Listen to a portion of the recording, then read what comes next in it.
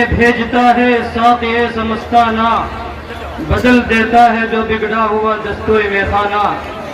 ماشاءاللہ، جیسے استاد محترم حضرت مولانا مفتی محمد شاداب صاحب اشرفی دامت برکاتہم، ناظم اعلیٰ دارالعلوم اشرفیہ دیوبند۔ اب ان کے بعد برادر محترم شہنشاہ خطابت حضرت مولانا مفتی صابر عزیز صاحب قاسمی دامت برکاتہم آپ سے مخاطب ہوں گے۔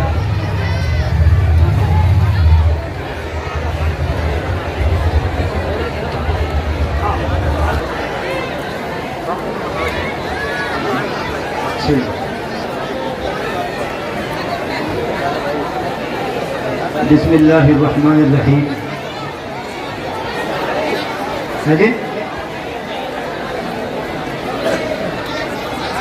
نحمده ونصلي على رسوله الكريم أما بعد قال الله تعالى في كلامه المجيد أعوذ بالله من الشيطان الرجيم بسم الله الرحمن الرحيم يا أيها الذين آمنوا قوا أنفسكم وأهليكم نارا وقودها الناس والحجارة وقال تعالى في مقام آخر والعصر إن الإنسان لفي خسر إلا الذين آمنوا وعملوا الصالحات وتواصوا بالحق وتواصوا بالصبر صدق الله العظيم۔ کچھ ضروری تو نہیں جان بچائے رکھنا، کچھ ضروری تو نہیں جان بچائے رکھنا، جان سے بڑھ کر ہے ایمان بچائے رکھنا۔ یاد رکھنی ہے یہ اسلاف کی تاکید ہمیں، عافیت چاہو تو قرآن بچائے رکھنا۔ اور اٹھ شیر مجاہد ہوش میں آ تعمیر خلافت پیدا کر، کیوں فرقے فرقے ہوتا ہے بس ایک جماعت پیدا کر تو بھی ترقی دنیا میں اسباب تجارت پیدا کر، قارون کی دولت ٹھکرا دے عثمان کی دولت پیدا کر۔ اسلام قدم تو بھرتا ہے تو پھر کفر سے کیوں ڈرتا ہے، یا تو اسلام کا نام نہ لے یا شوق شہادت پیدا کر۔ عزیزان گرامی قدر حضرات، زیادہ وقت ہمارے اس اجلاس کے پورا ہونے میں بچا نہیں ہے، اور یہ کہ بات دیگرے آپ حضرات کے سامنے عظیم اور بڑے بڑے مقرر اپنے خطابات سے ہم کو محظوظ کر چکے ہیں۔ میں بھی 10-5 منٹ کے لیے آپ حضرات کے سامنے آ چکا ہوں۔ میرے عزیزوں، دیکھیے قرآن کریم کے اندر اللہ تبارک و تعالیٰ نے ارشاد فرمایا کہ قسم ہے زمانے کی، بے شک انسان خسارے میں ہے، گھاٹے میں ہے، نقصان میں ہے، لیکن وہ لوگ جو ایمان لائے اور اچھے اعمال کیے اور لوگوں کو حق بات کی وصیت کی، صبر کی، نصیحت کی، وہ خسارے میں نہیں ہیں۔ باتیں ابھی آپ حضرات کے سامنے بڑا ہی گرجدار خطاب جناب حضرت مفتی شاداب قاسمی اشرفی صاحب نے پیش کیا ہے۔ یقیناً جس خطاب نے ہمارے دلوں کو جھنجھوڑ کر رکھ دیا ہے، اور میں بھی اسی کو آگے بڑھاتا چلتا ہوں کہ میرے عزیزوں، ہمارے اوپر خداوند عالم کے بے شمار انعامات و احسانات ہیں، اور جن انعامات و احسانات کا ہم شکریہ ادا کرنا چاہیں تو نہیں کر سکتے۔ میرے اور آپ کے پاس اللہ کی دی ہوئی نعمتوں میں سے ہاتھ ہیں، پاؤں ہیں، آنکھ ہیں، ناک ہے، کان ہے، ہمارا پورا وجود، پورا شریر خداوند قدوس کا انعام و احسان ہے میرے عزیزوں، لیکن ہمیں ان انعامات کی قدر نہیں ہے۔ لیکن جب وہ احسانات ہم سے چلے جاتے ہیں، وہ انعامات، وہ نعمتیں چھن جاتی ہیں، تو پھر اس وقت میں انسان کو قدر ہوتی ہے، اور اس انعام کا، اس احسان کا ہمیں احساس ہوتا ہے کہ کاش ہماری آنکھ جو پہلے صحیح سلامت تھی، اگر اس آنکھ کے اندر بال آ جاتا ہے تو انسان بے چینی کے عالم میں چلا جاتا ہے۔ انسان کی آنکھ کے اندر اگر کنکر ڈل جاتی ہے، ایک ذرہ ڈل جاتا ہے، پریشان ہو جاتا ہے، آنکھیں مل مل کے اپنی آنکھوں کو لال پیلا کر لیتا ہے۔ پتہ یہ چلا کہ یہ آنکھیں خداوند قدوس کی بہت بڑی نعمت ہے۔ میرے عزیزوں، ہمیں اپنی نعمتوں کی جو اللہ کی طرف سے ملی ہے قدر کرنی چاہیے۔ اسی طریقے سے ہمارے پاس سب سے بڑی جو دولت ہے، بہت مختصر کر رہا ہوں، سب سے بڑی دولت دولت ایمان ہے۔ اس ایمان کی حفاظت ہم لوگوں کو کرنی ہے۔ آج جیسا کہ مفتی صاحب نے بتایا کہ ارتداد کا دور چل رہا ہے، ہماری بہن بیٹیاں، ہماری بچیاں آج کل غیر مسلموں کے ساتھ جا رہی ہیں۔ ابھی مظفر نگر کے اندر جمعیت کے حضرت بتا رہے تھے کہ میں اطراف مظفر نگر کے تھانے میں پہنچا اور جا کر کے میں نے ایک کیس تھا کہ جس میں مسلم لڑکی غیر مسلم کے ساتھ جانے کے لیے کہہ رہی تھی، تو ایسو صاحب نے کہا کہ حضرت آپ ایک کی بات کر رہے ہیں، 100 مسلم لڑکیوں کی درخواست ہمارے یہاں پڑی ہوئی ہے، وہ کہہ رہی ہے، درخواست لگا رکھی ہے کہ ہم غیر مسلموں کے ساتھ بھاگنا چاہتی ہیں، شادی کرنا چاہتی ہیں۔ حضرت تھانوی نے فرمایا کہ ایسی تعلیم کا کیا فائدہ کہ جس میں ایمان اور دین کا جنازہ نکل جائے، دین اور ایمان اور عقیدوں کا بیڑا غرق ہو جائے۔ ایسی تعلیم سے تو ان پڑھ اور جاہل رہنا بہتر ہے۔ میرا عزیزو، ہمیں سوچنا ہوگا، ہم اگر اپنے ایمان کو، جن صحابہ کا ہم نام لیتے نہیں تھکتے، اگر ان صحابی کے ایمان سے اپنے ایمان کا مقابلہ کریں تو پتہ چل جائے گا کہ ہمارا ایمان کتنا کمزور ہے۔ اگر میں آپ کو بتاؤں کہ صحابہ کا ایمان کتنا مضبوط تھا، آؤ مقام موتا پر آپ کو لیے چلتا ہوں۔ حضرت جعفر رضی اللہ تعالی عنہ مقام موتا پر لڑنے کے لیے کھڑے ہیں، سامنے شیطان آتا ہے اور کہتا ہے کہ جعفر سمجھ لے تیری نوجوان بیوی ہے، 4 چھوٹے بچے ہیں، اگر تو لڑ کر کے مر گیا تو ان بچوں کا کیا ہوگا، تیری بیوی کو کون کر کے کھلائے گا۔ میرے عزیزو، حضرت جعفر رضی اللہ تعالیٰ عنہ نے کہا، اور شیطان میرے آگے سے ہٹ جا، اس لیے کہ یہ وقت میں اپنے ایمان کے بچانے کا ہے اور اللہ کے نام پر جان دینے کا وقت آ چکا ہے، لہذا آگے بڑھے۔ جھنڈا اٹھایا، ہاتھ کٹ گئے، دوسرے ہاتھ کٹ گئے، پورے جسم کے ٹکڑے کر دیے، حضرت جعفر شہید ہو گئے۔ پیارے آقا علیہ السلام نے دیکھا کہ جعفر شہید ہو گئے، فوراً اللہ کے نبی ان کی اہلیہ کے پاس پہنچے، حضرت اسماء رضی اللہ تعالیٰ عنہ کے پاس پہنچے اور جا کر کے کھڑے ہو گئے۔ حضرت اسماء خود کہتی ہیں کہ پیارے آقا جب میرے پاس آئے، میں نے دیکھا کہ آپ آ گئے ہیں، میں اپنے بچوں کو نہلا کر کے، کپڑے پہنا کر کے آٹا گوندھ رہی تھی، میں نے دیکھا کہ آقا مدنی آ کر کے کھڑے ہو گئے۔ پوچھا یا رسول اللہ کیا ہوا، کیوں آ گئے؟ فرمایا اے اسماء، آج تجھے کوئی اچھی خبر دینے کے لیے نہیں آیا ہوں۔ یہ کہتے ہوئے میرے تیرے نبی کی آنکھوں سے آنسو نکل پڑے۔ حضرت اسماء نے سنا کہ میرے شوہر جعفر کو شہید کر دیا گیا ہے، تو وہ بھی غشی کھا کر زمین پر گر گئی۔ میرے عزیز دوست اور بزرگوں، ان لوگوں نے اپنے ایمان کی قدر کی، ایمان کی حفاظت کی۔ میرے عزیز، اگر ہم ان کے مقابلے میں اپنے ایمان کو دیکھیں، جانچیں، پرکھیں تو پتہ چل جائے گا کہ ہمارا ایمان تو بالکل زیرو ہے۔ کیوں؟ اس لیے کہ ہمیں تو کوئی فکر ہی نہیں ہے اپنے ایمان کے بچانے کی، نہ اپنی بچیوں کے ایمان کو بچانے کی کوئی فکر ہے۔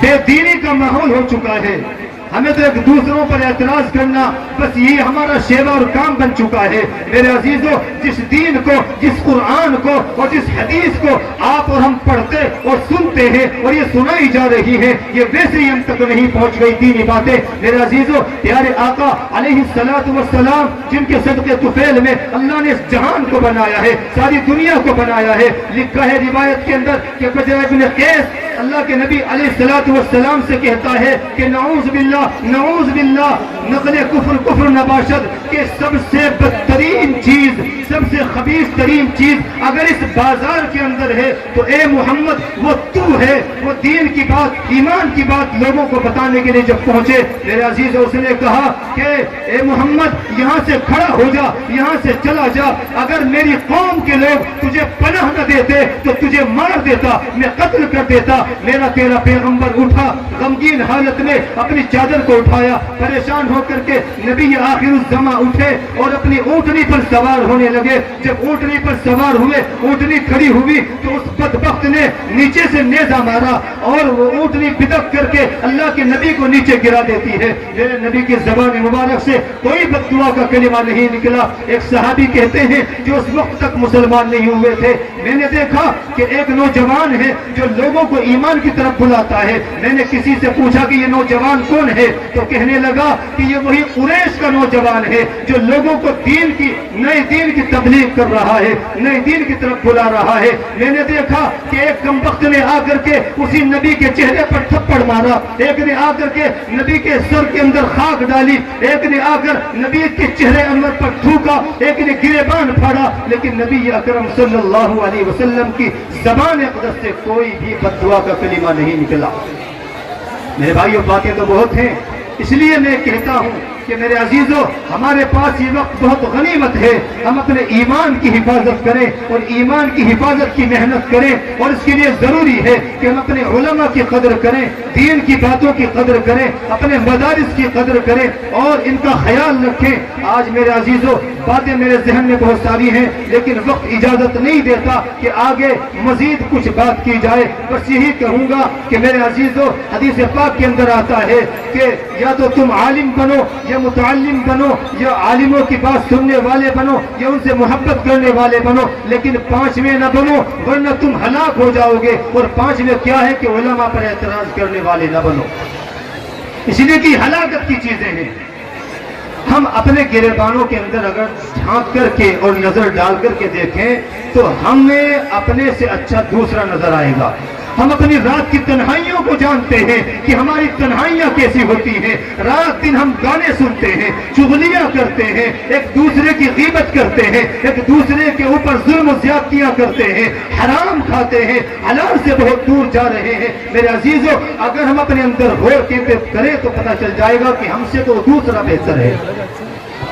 میرے بھائی اور بزرگوں، تو اس لیے یہ ہمارا اجلاس جو رات سے چل رہا ہے، اور ابھی میرے بہت ہی مشفق جناب حضرت مولانا مفتی محمد اطہر صاحب دامت برکاتہم العالیہ، ماشاءاللہ یہ جو بچے ہیں دارالعلوم اشرفیہ دیوبند کے، یہ ان کے اسٹوڈنٹس ہیں، ان کے شاگرد ہیں اور یہ ان کو پڑھاتے ہیں۔ اور بس یہ میں عرض کرتا چلوں، باتیں بہت ساری ہو رہی ہیں صبح سے، اور بس یہ کہتا چلوں کہ یہ فیض بھی آپ ہی کے مدرسے کا ہے۔ ہم اگر باہر پڑھا رہے ہیں بچوں کو یا نماز پڑھاتے ہیں تو یہ بھی اس مدرسے کا فیض ہے۔ آپ کا پیسہ یہاں آیا، اللہ نے ہمیں تیار کیا، مفتی صاحب کو تیار کیا، یہ وہاں پڑھاتے ہیں، مدینے میں بھی لوگ ان سے آن لائن پڑھتے ہیں اور دوسرے ممالک میں بھی پڑھتے ہیں۔ یہ کیا کوئی کم کامیابی کی بات ہے کہ آپ کے گاؤں کے مدرسے کا فیض پورے عالم میں پھیل رہا ہے؟ اس لیے میرے عزیزوں، ان کی قدر کرو۔ حضرت مفتی صاحب کی ماشاءاللہ آپ بہت قدر کرتے بھی ہیں، آپ کو بڑی الفت بڑی محبت ان سے ہے، اور میں فون پہ برابر رابطے میں رہتا ہوں اور ان کو مشورے دیتا بھی، ان سے لیتا بھی ہوں۔ مدرسے کی ترقی کے تعلق سے اللہ کی قسم باتیں ہوتی رہتی ہیں اور ہم اس کے اوپر بہت زیادہ چرچائیں بھی کرتے ہیں، اور انشاءاللہ ابھی سے اور عید کے بعد سے ایک بہترین نظام اور بھی زیادہ مضبوطی کے ساتھ آگے چلے گا۔ اللہ تبارک و تعالی ہم تمام کو ان ٹوٹی پھوٹی باتوں پر عمل کی توفیق عطا فرمائے۔ اللہ ہمارے اس ادارے کو دین دنیا راستوں کی طرف عطا فرمائے۔ آمین وآخر دعوانا الحمدللہ رب العالمین۔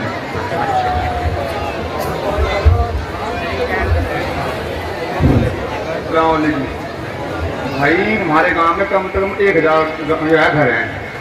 اگر ایک گھر میں 1000 روپے بھی آدمی لے گا 10 لاکھ کا بیٹھا کیلکولیشن، لیکن یہاں لوگ آنا پسند نہیں کرتے۔ پیسے دینے کے بہت دور کی بات ہے۔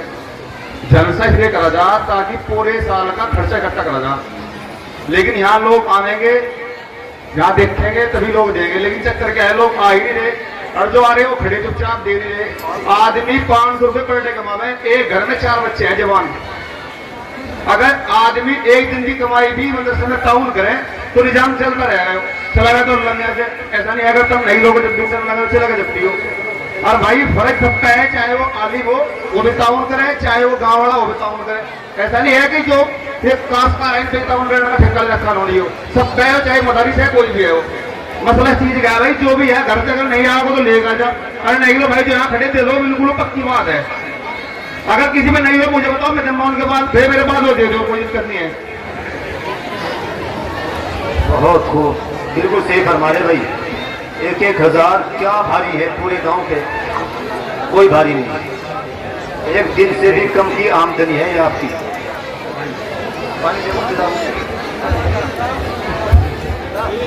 اچھا، بسم اللہ الرحمن الرحیم۔ گاڑی سے پالک تو پریشان ہے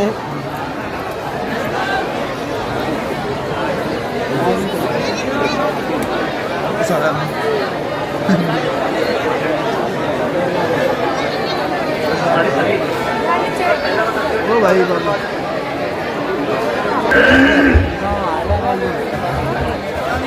بسم اللہ الرحمن الرحیم درود شریف پڑھنے بھائی سبھی حضرات اللہم صلی علی سیدنا شفیعنا مولانا محمد مبارک وسلم بعدد کل شیء معلوم لک لا الہ الا انت سبحانک انی کنت من الظالمین بہرحال نحمدہ ونصلی علی رسولہ الکریم اما بعد محترم بزرگوں اور دوستوں اور معزز مہمانان کرام اور ہماری بستی کے تمام ذمہ داران اور عوام الناس اور پس پردہ بیٹھی میری مائیں بہنیں اسٹیج پر جلوہ افروز معزز و موقر علماء کرام سب سے پہلے تو میں آپ کو آپ کے مدرسے کا حساب سمجھا دوں جو بہت ساری باتیں ذہن میں یہ رہتی ہیں کہ بھئی معلوم نہیں کیا کر رہے کیا نہیں کر رہے کیسا ہو رہا کیسا نہیں ہوگا یہ بات اس کی آواز بڑھاؤ